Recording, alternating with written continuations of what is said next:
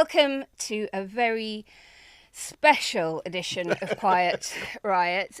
Today's show is brought to you in conjunction with Best for Britain, the pro-European campaign that changes minds by changing politics by changing minds. I'm Naomi Smith. And I'm Alex, the star to Naomi's stripes, if I say so myself. For those of you who don't know, Naomi and I both work for Best for Britain, she as CEO and I as an occasional social media grunt. By night, we podcast. And when we started this show a few months ago, really not very long ago at all, our ambition was to bring passion without the shouting, analysis without too much spin, but most of all, to bring to our listeners calls to action so that you can turn impotent fury into meaningful endeavour. Impotent fury is right today, I think.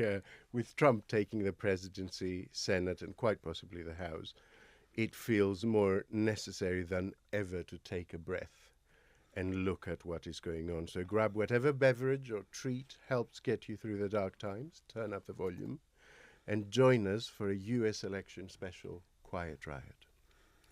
So, welcome to Quiet Riot. I'm Alex. There is no other way to begin. The world has become a more dangerous place. And I'm Naomi. Other British political commentators have made some pretty bad calls lately, offering false hope, and we don't do that.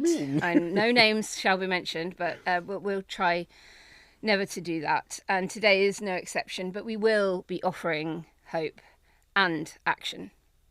Today's show is a first for many reasons, not all of them good. It is our first live recording. It's our first co-production with Best for Britain, our first in front of cameras, and our first since Trump's fresh victory. 2024 has been called the year of elections. Around 100 countries and 4 billion people going to the polls around the world. And today, you all know, America chose Trump. In doing so, they've chosen a convicted felon who may embolden Putin, threaten NATO, deny climate change, start trade wars, and risk the lives of millions of women. But if we know anything at all about Trump, it is that he is volatile and unpredictable and prone to changing his mind. And transactional. So it would be disingenuous to say with any sort of conviction that what he will or will not do. So we won't. Instead, we will focus on fact, not fiction, on hope rather than despair. Believe it or not, today is National Stress Awareness Day.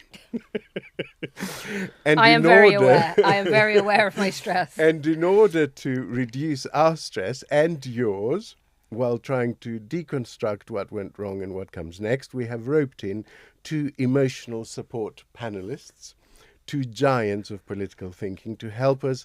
And it is our immense privilege to have them on the panel with us today.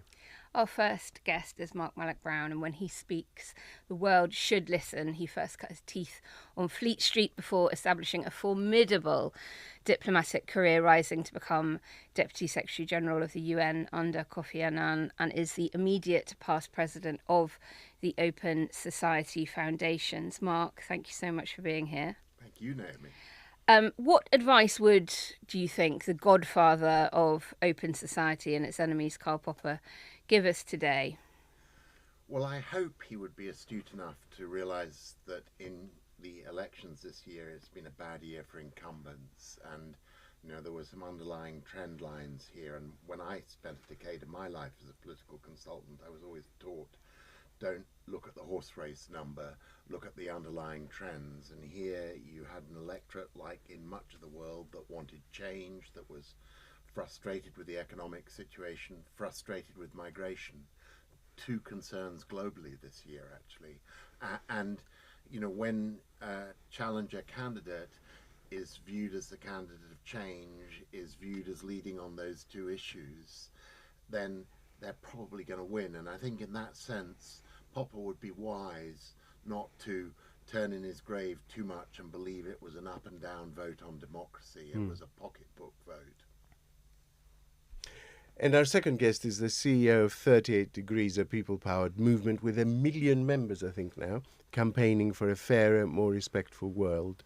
Matthew McGregor, delighted you could make it today. Oh, thank you. Thank you for having me. You're also a US citizen. I don't sound like it, do I? No, you actually voted and you're a dad. If you were still living in the US today, would you be packing up or digging in? Well, my wife and I lived in the States for 10 years. She's American, which is why I am now as well. We moved to the UK in 2018 to be closer to our parents. So it was a family choice rather than a political choice. And I think if I was there, I would want us to dig in because, especially for those of us who have a privileged position in society, I'm not one of the people that Donald Trump is particularly gunning for. I think it's incumbent on us to be part of that fight back. But at the same time, I think this second defeat after 2016 is going to be incredibly demoralising for people. And I'd make no judgment on anyone who took a different decision and decided to walk away for a bit. Now, let me give you an idea how this episode will shape up. It is broadly divided into 4 parts, not of equal length.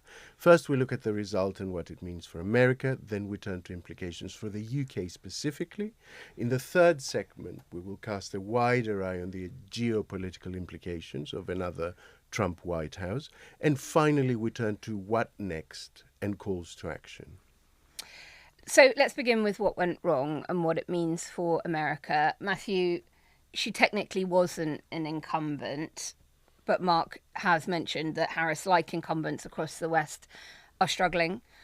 Mostly, it seems, because everyone feels just financially worse off. To what extent was what we saw last night simply about the economy? I think it was to a great extent. I worked on the 2012 Barack Obama re-election campaign. I remember early on in that campaign being briefed about focus groups that we'd been running of people that had voted for Barack Obama in 2008 and then voted for an extreme Tea Party candidate in 2010.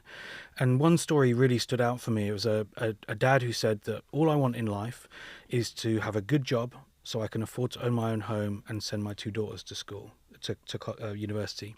And because of the crash, I have lost my job, my house has been repossessed, and I can't send my kids to uni. And I'm going to vote to fire people until my life gets better. And I think what we're seeing as a result of this cost of living crisis that has swept the world is politicians being fired in country after country. And that will continue happening until people's lives get better. And Mark, when we look at the demographic breakdowns that we've seen so far, there was an underperformance among, many. There was a Harris underperformance with many demographic groups that pollsters didn't quite catch.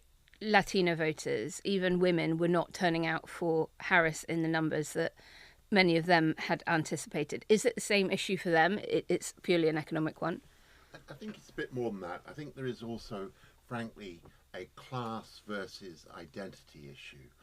I think a lot of Latinos feel that they are entering the middle class and they kind of want their vote to be consistent with their life in the suburbs, their membership of a country club or whatever it is, and actually resent the way Democrats treat them in this sort of cultural identity way, and tend to lump them together as a group who want a particular set of services or support from the state. And they say, no, we're, middle class, able to stand on our own feet, etc. Now, having said that, yes, this group also felt the impact of prices. And, my wife and I, until very recently, had a home in rural Pennsylvania in a county which has switched in this election from blue to red. And, we were shocked as sort of wealthy visitors, relatively wealthy visitors by the standards of the county, going into our local supermarket. I completely get it. Food and fuel inflation was very, very high in the US. And, people really did put it at Biden's doorstep. They considered, his early government surge in spending as inflationary. And they considered him and his administration largely deaf to their complaint. Well, let's stick with Biden. Harris had fewer than 150 days or something to win this. She's selected mere weeks before the convention. Was there anything her campaign could have done differently? because she seemed to run a bloody good campaign, all things considered. I think she ran a very good campaign, and I'm like everybody else on this panel, mortified and mourning the fact she didn't make it. But I think there was, the real sort of, in a sense, the person who lost this campaign was Joe Biden and those around him who, in some ways, cynically kept him propped up and in office long after he should have been allowed to declare himself not a candidate, and preventing the kind of primary process, which is the way, American politicians or presidential candidates in the white-hot heat of a primary get toughened up. And I think the one area where strikingly she was very weak was the very issue she was most vulnerable on, the economy. She simply didn't have the personal confidence to talk forcefully and persuasively about the economy, and nor was she willing to distance herself from Biden on what was the issue that was dragging first him down and then later her down. Alex, I'm sure you've got questions on what this means for America. So many questions. I think I would agree from everything I've seen, and I've been watching network news probably compulsively for about 6 months now, often day and night, simultaneously on different screens, different channels. Every voter I saw vox popped cited the economy, and so I think it's easy to have the hot takes and to jump to America just hates women or they're all racists. But actually, the simplest explanation is that America, as it almost invariably does, voted with its pocketbook. And that makes, I think, Trump's mandate quite tricky in a strange way. Because if it is interpreted as that culture wars mandate that talked about 70% tariffs and deporting millions of migrants, well, that will cause an economic shock that then alienates actually the larger demographic that I think voted for him because they want a better economy. And so I know this is the all is lost moment, but people like Trump tend to unravel the more unimpeachable they feel, the more untrammeled their power is.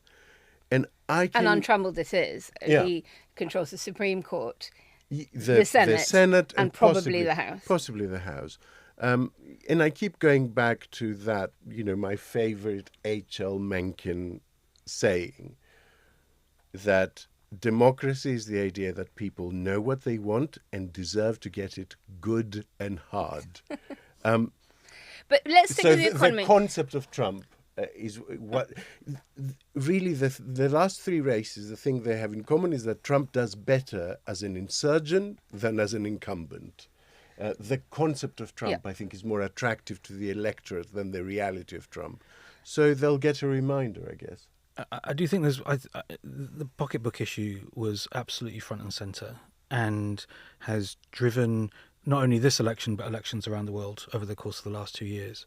But I also think it is worth us remembering that for a lot of Americans, the impact of the rollback of reproductive rights, the fact that women are losing their lives because of it, was not a deal breaker. And that is an incredibly hard and painful thing for American women and all Americans to be waking up this morning to know that their fellow countrymen didn't view that as a deal breaker. I think that's something that is incredibly difficult. Yes, economic issues are front and centre, but there are other issues in this election, and the fact that those weren't important enough to get this vote landing in a different place is something that is going to be incredibly painful and difficult for people to absorb. Am I right that actually in those 7 or 8 states where there was an abortion referendum on the ballot, actually the abortion rights vote led Harris by a significant margin? Yeah. In other words, it didn't give her the coattails you might have anticipated. And you're the experts, but I kind of suspect that was because they didn't think, frankly, in a place where it was always likely that the Republicans would have the Senate and would certainly have the Supreme Court, people may have felt, well, she can't do much about it. So I don't know. So I think they may have considered, we care about this, hence our vote in the referendum. But, we're not going to make our presidential vote hostage to it, because while she shares our concern, she's going to be powerless on this. Also, I think that assumes that everyone believed all of this about Trump. And I think a significant obstacle of the Harris campaign was overcoming the notion that, well, he was in charge for 4 years, and it didn't lead to the... And his advisors have been out saying that throughout this campaign. His more moderate spokespeople that are political advisors to the campaign will say, look, he talks the rhetoric to get the vote out, but when you look at policy, when you look at what he actually does, he's not that bad. Don't worry about it. Stop believing the hyperbolic nonsense from the left-wing media, mainstream media. We know that he won't be that bad. I think that did cut through. I do, though, particularly as a woman, find it utterly terrifying. When we look towards Italy, Maloney has just banned you from being able to access IVF at home or abroad. Most people see this as an attack on gay rights, on LGBT couples that need to access IVF in order to have children. But, it feels like we're only one step away from that now in the US as well. And of course, reproductive rights are so intrinsically linked to the power of your purse. When you can't afford to have children, you need to be able to not have more children. That's incredibly important. But I'd like to come back to one thing. Here in the UK, we had a disaster budget a couple of years ago that spooked the markets. Trump will presumably extend tax cuts, particularly for his friends and the rich, but he may not cut spending. So the deficit in the US could be, even bigger, could grow. Did any of us feel that the financial markets might finally lose their patience and he could take a hit from that? Well, I think he's, in a sense, got the cushion of the dollar being the global currency. It gives you a freedom to sort of behave badly that's not granted to Liz Truss and her kind. But, already the estimates are that either candidate was going to hugely increase the deficit, and there's got to be a point where, there is some sort of dollar flight, but at the moment it's going the other way. The dollars are going home from the rest of the world. And while we're on the topic of what all of this might mean for America, we need to discuss the Constitution. So, Mark, Matthew, both of you will have views on this. One of the things that got a lot of coverage at the time, and again, is it one of those rhetorical devices he uses in a campaign, or is it potentially meaningful? But at more than one rally, he hinted that if he wins, don't worry, you won't have to vote again. I think he was particularly speaking to some Christian right groups when he said that stuff. Is there any genuine risk that he is going to try and amend the Constitution in a significant way?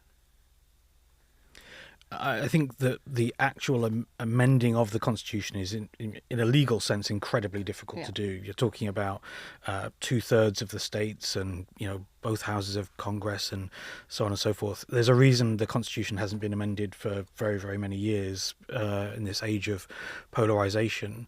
I think constitutionally we should worry about the Constitution being honoured more in the breach, the willingness of Donald Trump to break the unwritten rules, the norms, the democratic norms, and to use the power of the state in ways that really the founders and Congress and managing the Constitution since never anticipated.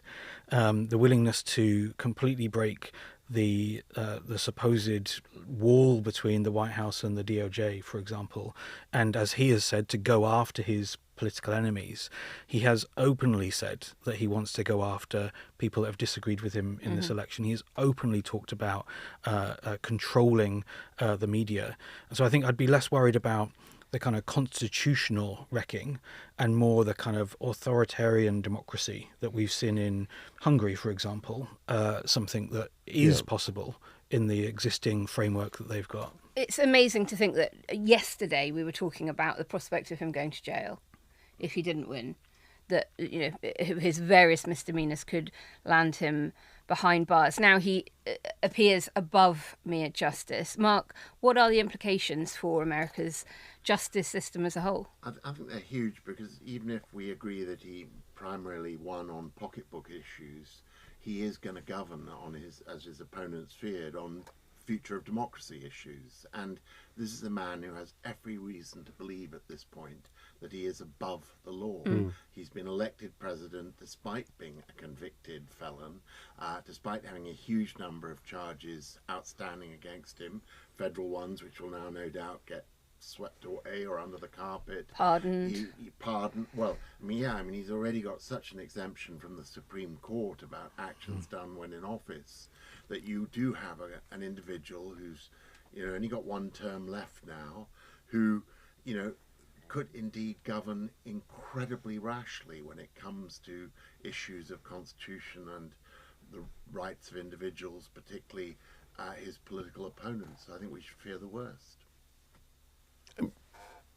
Are we going on? We will go on to part 2.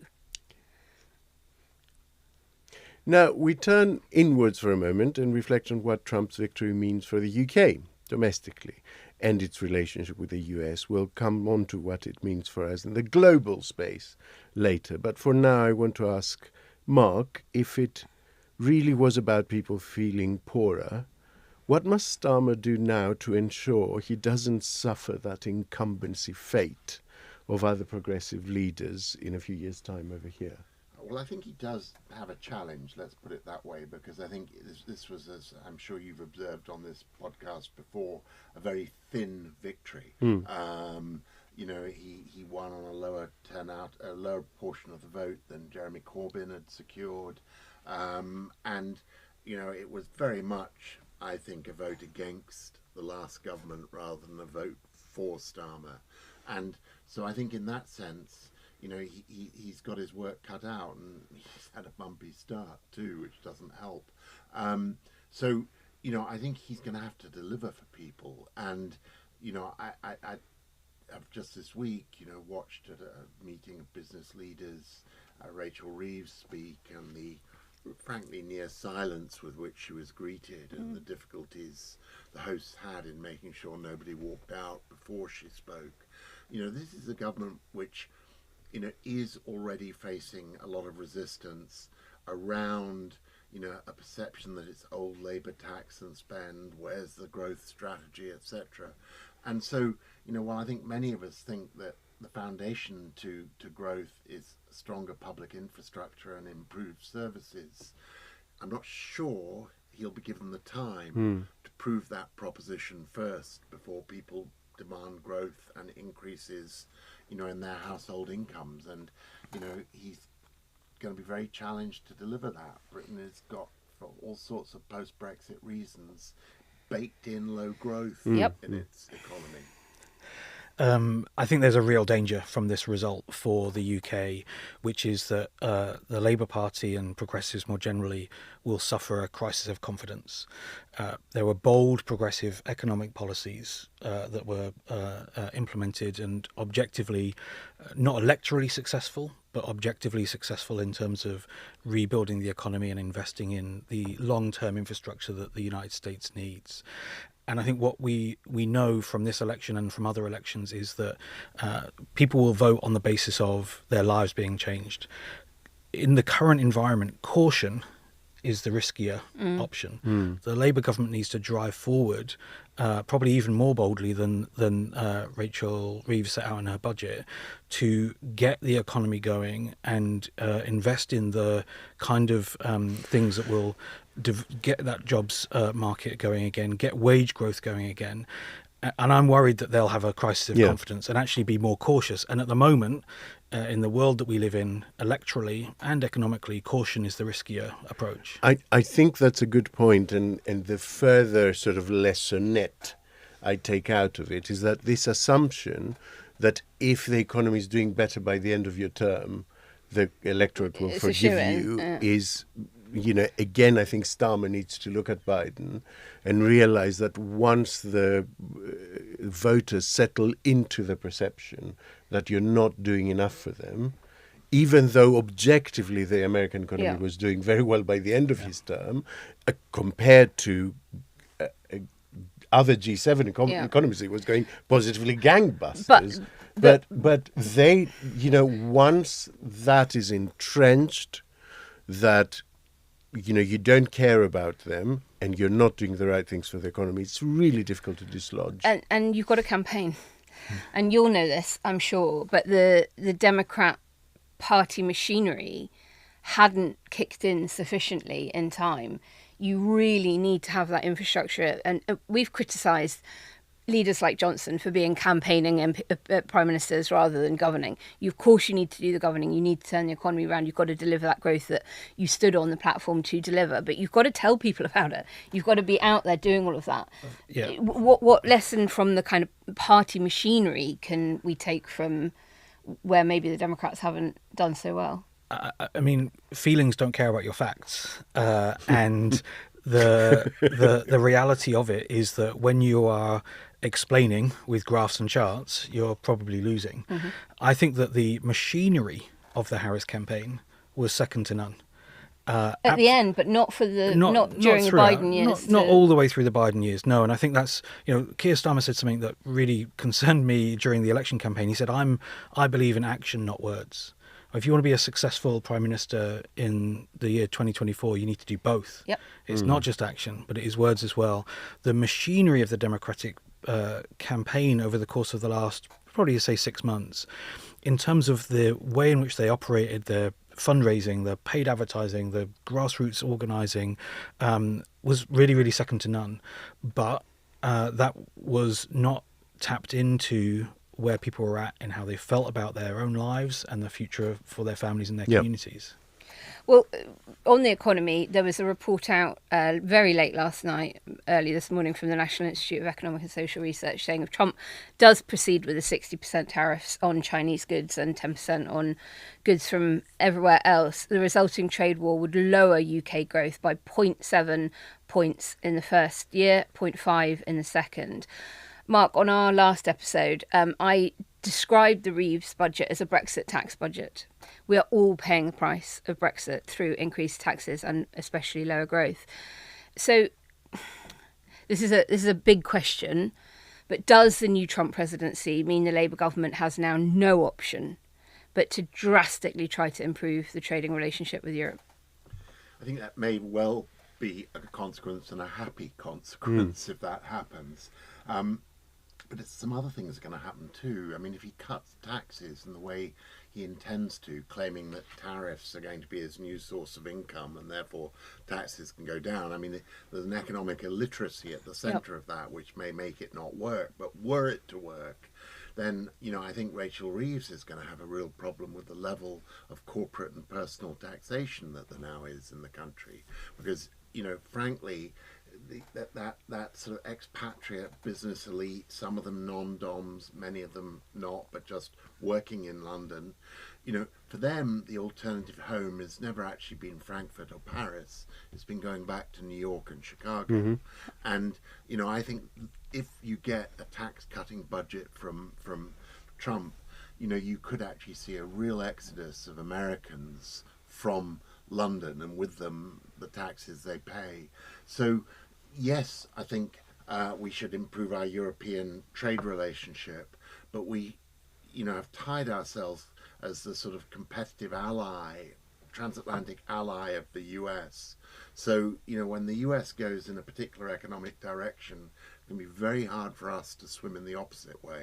But Mark, do you not think that the opposite might also be true, that a crisis is also an opportunity, that there might be an enormous number of very bright people, scientists, academics, entrepreneurs, that are now maybe packing their bags and looking for another English-speaking country because they cannot bear culturally where their own country is going? And might we make it much easier for them to come over here? I think it's a really interesting counterpoint, and I think it is the case. I mean, I have to say that going back to Trump 2016, but also to various other sort of conservative Republican victories over the years, one's always had one's liberal New York friends tell one they're looking in London or Montreal or Paris for a second home.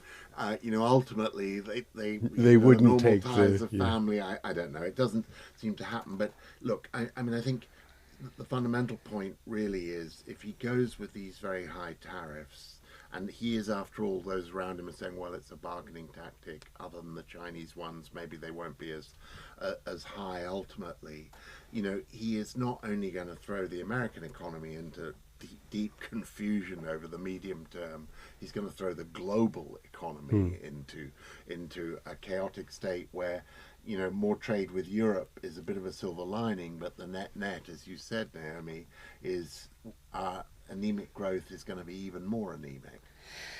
Alex, you had a very good show last week that we put out with Professor Jakob Oberg, where he was talking about defence. That's the area, not so much trade necessarily, but defence is going to ratchet up the agenda. He was sort of wrapping the two into each other, because he was saying that the reason the relationship between the UK and the EU is not being repaired with more urgency now is that it's not particularly high on the EU's list of priorities, and actually the Starmer government is not acting as if it's particularly high on theirs.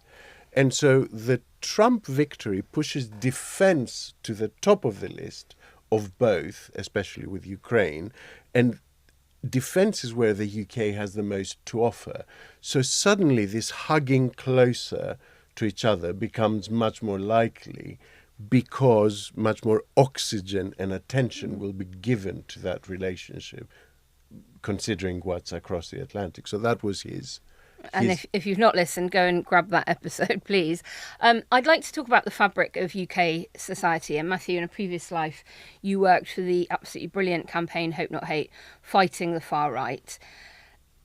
We cannot divorce the rationale that bad actors, populist, nasty, vicious, often fascist thugs will give to young people, in particular young men, about the economy failing them.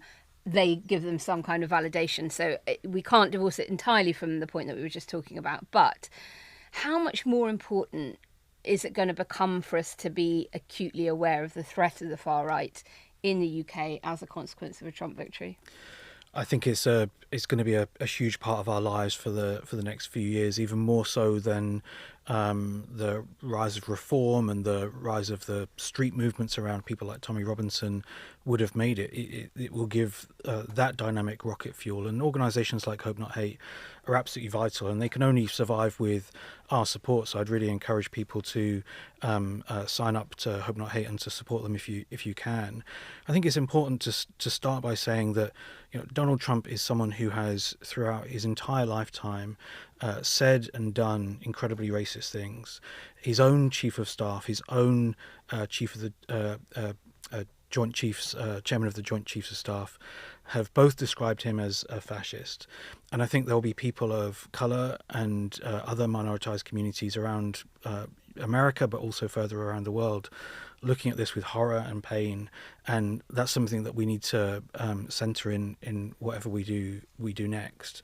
I think what this result will do is give people like Nigel Farage and Tommy Robinson an incredible morale boost. This is something that is tremendously exciting for them, that will give them encouragement, potentially future funding from some of the people around Trump. And I think it just exacerbates the challenge that we've already got. Ultimately, the challenge of the radical right, the far right in Europe, is something that is homegrown. I think it's important that we recognise the danger of Trump and the danger of Trump's election bolstering those forces in Europe. But the AfD, Reform, the Front National, Sweden Democrats, you know, these are not Trump organizations that came from nowhere. They are homegrown, that are feeding on the dynamics of those individual countries.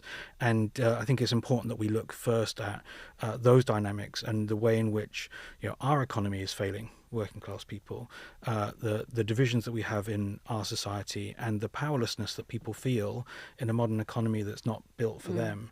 So both of those two things can be true at once, but I think we need to make sure we're thinking about both of those and not externalizing this out and blaming the bad Americans. And again, I think the same goes the other way around. So it's easy to over extrapolate a little bit.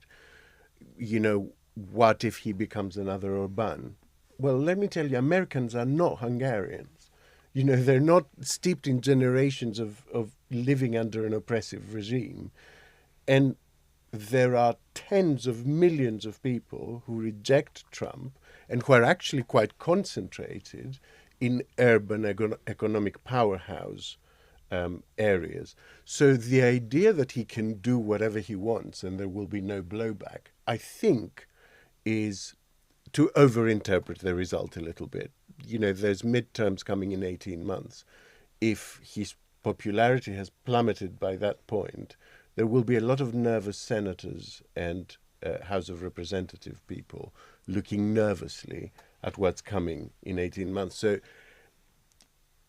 it is as unbridled as his power will get, but it is still in an American context, which has a lot of checks and balances, and we have to remember that, or we will go nuts. My final question in this section before we move on, Mark, I'm going to put to you, the other person very much emboldened, if you watched PMQs this morning, was Kemi Badenoch, the new leader of the Conservative Party, and listeners will talk more about her shadow cabinet appointments in Sunday school. We won't get into it today. But she used the very obvious pop at Starmer about David Lammy, Foreign Secretary's comments about Trump. And, I don't know if you have any kind of view on it at all, but might we see a reshuffle of our own here as a consequence of the election of Trump? I don't think as a consequence of the election of Trump, there may be other reasons, but Trump himself has a vice president now, J.D. Vance, who is almost equally rude about Trump in his day as David Lammy has been. And I do know from someone who was at the dinner that actually Lammy, particularly when he and Starmer went to dinner at the Trump Plaza in New York, actually connected quite well with Trump. I mean, they sort of similar sort of backslapping, glad-handing political types in a way. And so, whereas I think Starmer probably found the whole thing a bit awkward. These are two big gregarious men. So yeah. I think, I doubt that it's going to lead to that kind of consequence. Good. It's funny, we were talking about that before we started recording. Yeah. We were saying that, Lammy, big guy, presents as a bit of an alpha. He probably gets along quite well with Trump in a weird way. Okay, let's turn our attentions now to the geopolitics of all of this. Trump has said things about tearing up NATO, that he would end the war in Ukraine on day one, whatever that means, and has pledged huge tariffs, not least on China. Mark, let's start with Putin's advance. Russian election interference across the West is well documented. Has Putin played a significant role in the return of Trump? And what is this going to mean for Ukraine and potentially beyond Ukraine? Look, I mean, it may be that we'll hear FBI reports once the elections are over of more interference than we've been aware of. There are sort of rules about not exposing too much of that in the actual election period for fear of, having a unsettling, unbalancing effect on the outcome. But, bar that kind of revelation, I think Putin will be pleased with the result, but I think probably there was less Putin in this outcome than there possibly was in 2016.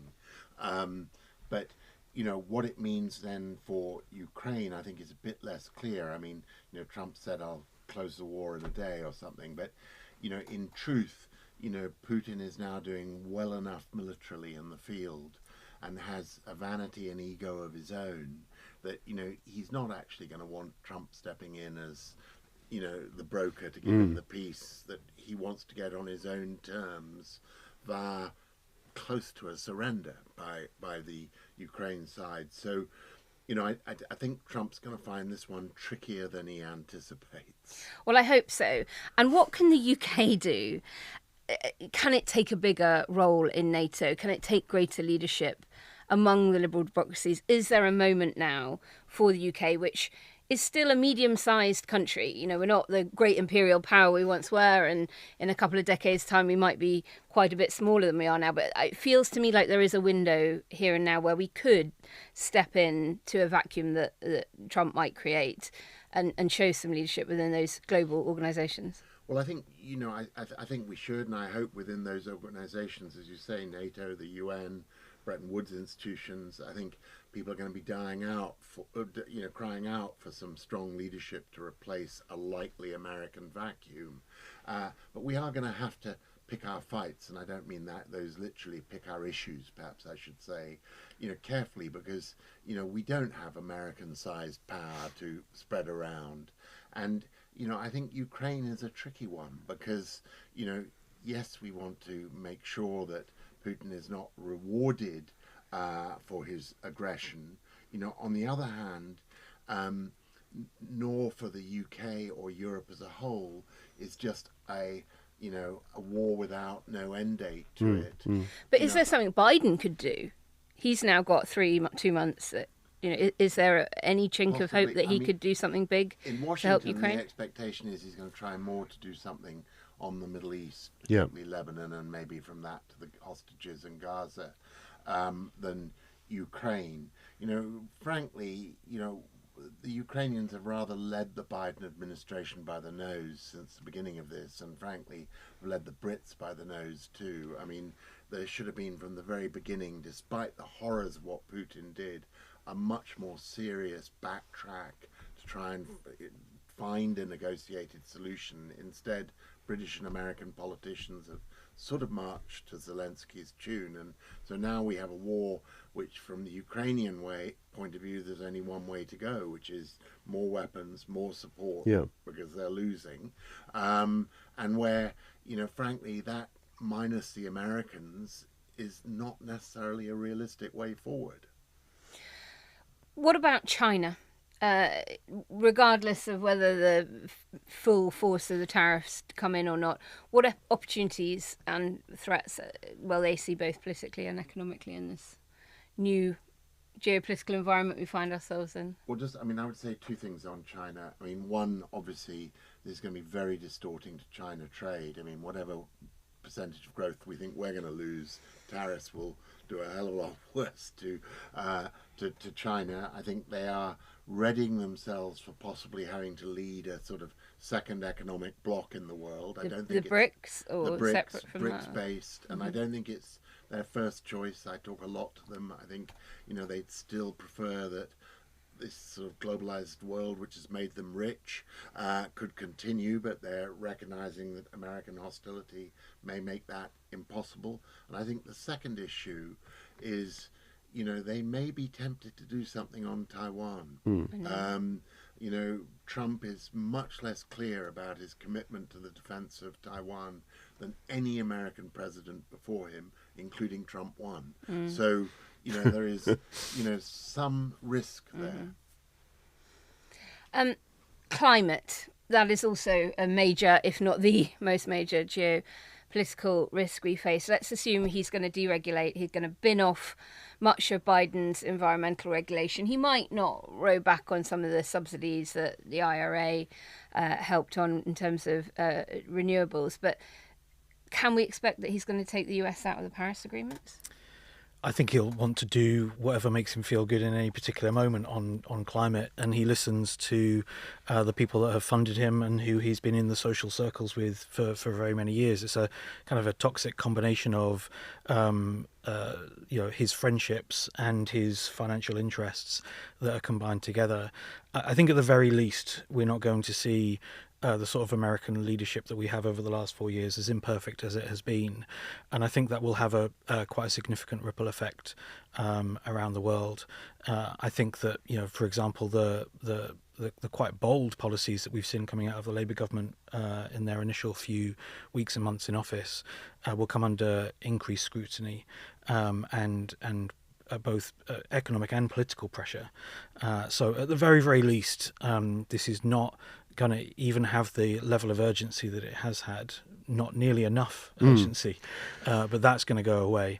That's the best case scenario. So although again, I feel I need to temper this with a sort of counterpoint that is, again, if America ceases to be interested in the development of these technologies and having a leadership role in these kinds of markets, that again might be an opportunity for a country that doesn't succumb to that idea. And in the long arc of the fight against climate, actually 4 years of slightly less enthusiastic stuff is a blip, all right? So we have to have a level of detachment to get through the next 4 years, basically. It has to be looking at the slightly bigger picture. And listeners who haven't followed Alex since 2019, straight after that election, pretty much immediately, you said Johnson will unravel. I said Johnson will be take gone them into within the 2 next years. election. Because it's clear to me that that kind of personality, it really spins out of control when it doesn't have things that constrain it. And I don't know what that looks, but, you know, it is a danger. The person that can undo Donald Trump, just like the person that can undo Boris Johnson, is Donald Trump, has always been Donald Trump. So Donald Trump unleashed is a very dangerous thing for Donald Trump. Okay, let's go into lessons learned, and very importantly for all our listeners, the calls to action, the things that we can do, the things that we would ask our governments and our elected representatives to do. This was an election of many firsts, not least the billions raised for the campaign, the fact that there were 2 attempts on his life during it. What can the Democrats, Matthew, learn from all of this, from Biden's withdrawal, the rise of Harris? What are they likely to want to take from this, or is it far too early to comment? I mean, it's. I think that they wouldn't want to start from here. Would be the first point. There will be lots of lessons for them to learn, and I think that in moments like this, it's important to know that there's no one big thing. There's lots of little things. Obviously there'll be a discussion about Biden not standing down before he did, about the lack of a contested primary to replace him. There will be a debate over the economic policies that have built I think a medium and long term economic base for some success economically in the States, but haven't filtered through to individuals. I think there'll be huge debates around the class versus identity point that Mark made earlier. And as is traditional, both in the Democratic Party in particular, but progressive parties all over the world, there'll be some really unpleasant and vicious infighting to go along with the whole thing. I think that it's likely that Democrats will take a while to do that post-mortem. And I think that does give... I think that makes this lame duck Congress and Biden's presidency, it's not something I'd hold out a lot of hope for in terms of action. They'll just be licking their wounds. I think so, and I think it will make 2025 quite a sort of, I think the Democratic Party is likely to be fairly placid. At the same time, there is an opportunity for Democratic leaders to step forward and to show that they have they get it and they have ideas and they have a fight. I think that Alexandria Ocasio-Cortez has worked incredibly hard and is demonstrating an incredibly thoughtful and pragmatic approach to pushing bold progressive policies. So I'm really interested to see what she does. I think Gavin Newsom and the way that he's governed in California is going to be another pathway that Democrats will. So there'll be Democratic leaders who will come through. In the middle of those two, that's the problem. Sure. I think for starters, I don't think they will pick a female leader for a good long while, I'm afraid. Mark, what should internationalist progressives the world over do now? We had Scholz and Macron out very early this morning. Macron tweeted, "I've just spoken with Chancellor Scholz. We will work towards a more united, stronger, more sovereign Europe in this new context." What did he mean? What should Liberal Democratic leaders be doing now? Well, I think it's a very Macron-like attempt to sort of fill that void. The trouble is both he and Scholz, are about on the way out, shellacking at forthcoming elections. So, it's it's going to be very difficult, and I think the progressive side of politics in many of our countries, because Britain was the happy aberration. I mean, it's great what happened here, but most places the pendulum is thoroughly swinging the other way, and it's going to be absolutely incumbent on those who think of themselves as social democrats or progressives or anywhere there to really profoundly rethink their offer and start by listening to people. I mean, I'm very much one of those who feel that in many ways it's the progressives that have lost this rather than the right that's won it. There is, just on CNN this morning, David Axelrod, who, was my generation of political consulting and the brilliant sort of navigator of Obama's victories, observed Democrats care about working Americans, but they're like missionaries coming out to visit them and telling them they hope they can allow them to live like they do, rather than hearing what working Americans want and, developing an offer that addresses it. And that needs to happen in Europe as well. I mean, I think we've just got a lot of very metropolitan, out of touch, centre-left parties that need to reconnect with their grassroots. Hear, hear.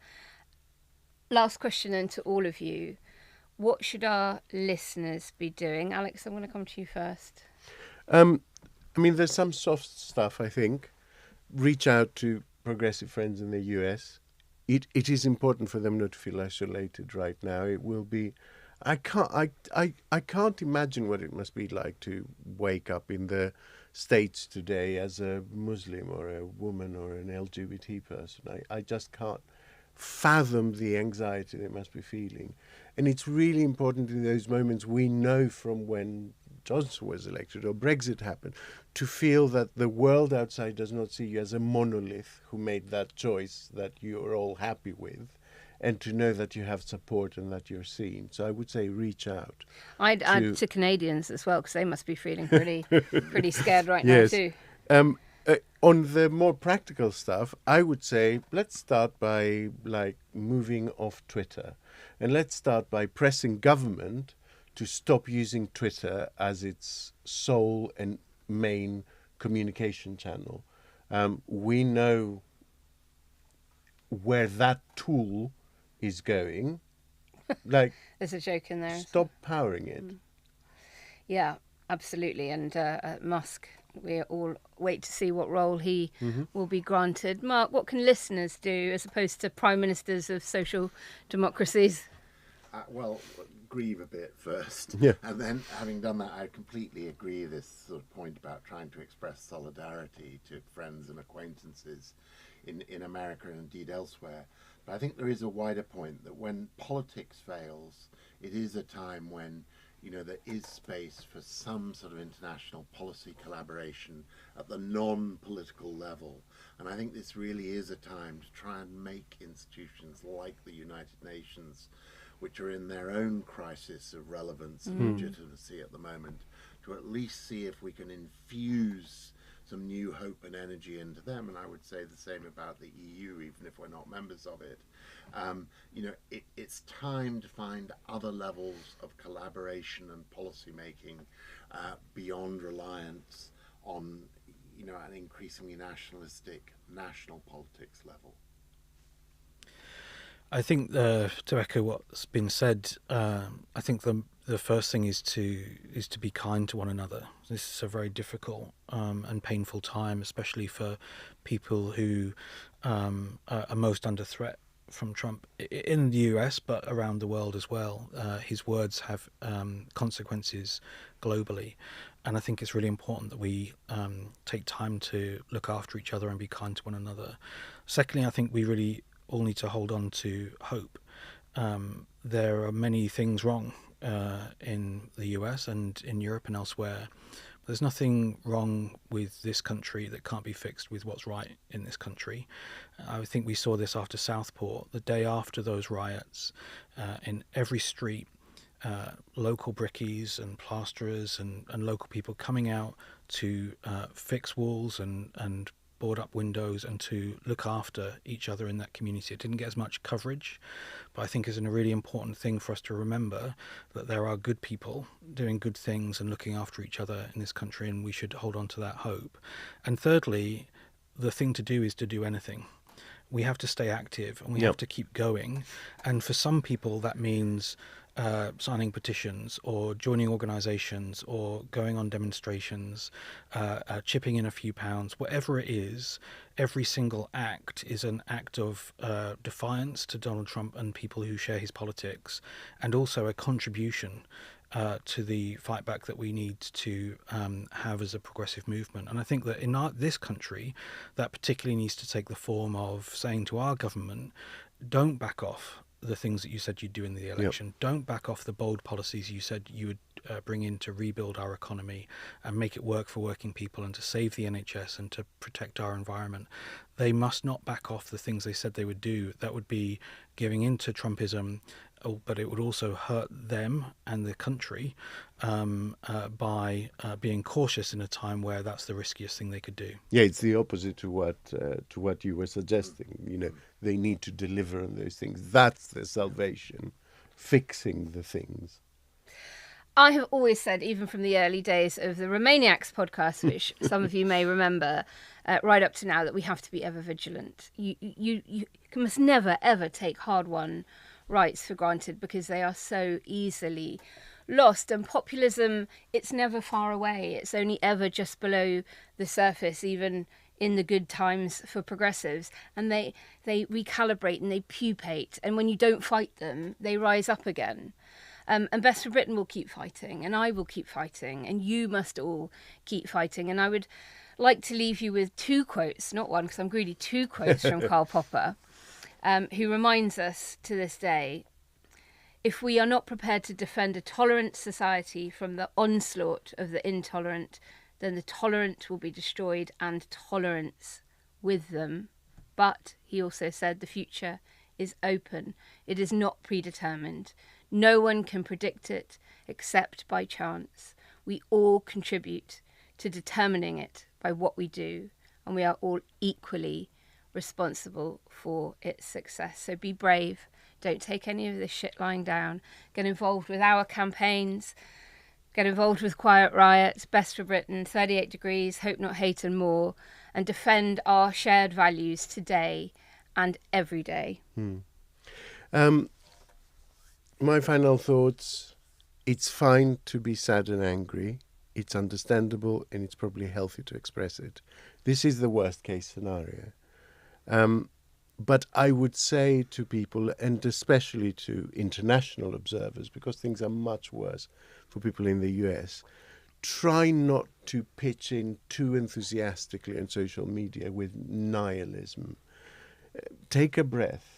Try to steer clear from predicting second-order and third-order effects. They are notoriously unpredictable. We are in the moments after Dr. Martin Luther King was shot. We are in the moment after Pearl Harbor was bombed, or the moment after the Stonewall Inn was raided by police. Those are awful moments in themselves. But there is no way to glean how pivotal they become to what's coming. So I would echo your thoughts, Naomi. Despair is debilitating. Try not to fast forward to the end of history, especially while we still have a hand in making it. There is so much more to discuss, but the clock has run out on what has been a very difficult day for so many of our supporters, our listeners, our viewers. Trump's triumph means the work of the podcast and Best for Britain and everybody else, all the fellow traveller campaigns, is more important than ever, and your ongoing support is crucial. Thank you to everyone who has messaged us and joined the discussion on our Discord channel. At times like these, it's good to know there's a safe space where you can vent your frustrations with like-minded people. If you'd like to join it, head over to ko-fi.com/Quiet Riot Pod and sign up as a supporter. Every pound helps keep this independent little podcast in the charts and bothering the bejesus out of its big name rivals and ensuring that people like you give us a platform. Heaven knows We need it. A big thank you to the Best for Britain team for all their help putting today's show together. We literally couldn't have done it without you guys. And for those of you at home, if you want to support that team as well as Quiet Riot, you can head to bestforbritain.org/donate. And of course, thank you to our formidable guests, Mark, Matthew, your insight and opinion. It's been a pleasure, an education talking to you both. Thank you all for tuning in. Quiet Riot will be back on Sunday with a weekend episode, and it will be a bumper edition for sure because there is so much more to cover. No, we haven't even touched on Kenny Badenoch, that cabinet. First her PMQs, yeah, the lot. So lots and lots and lots for us to get into. Yeah, so make sure to subscribe wherever you get your podcasts. But for now, keep quietly rioting, and goodbye. Slava Ukraini.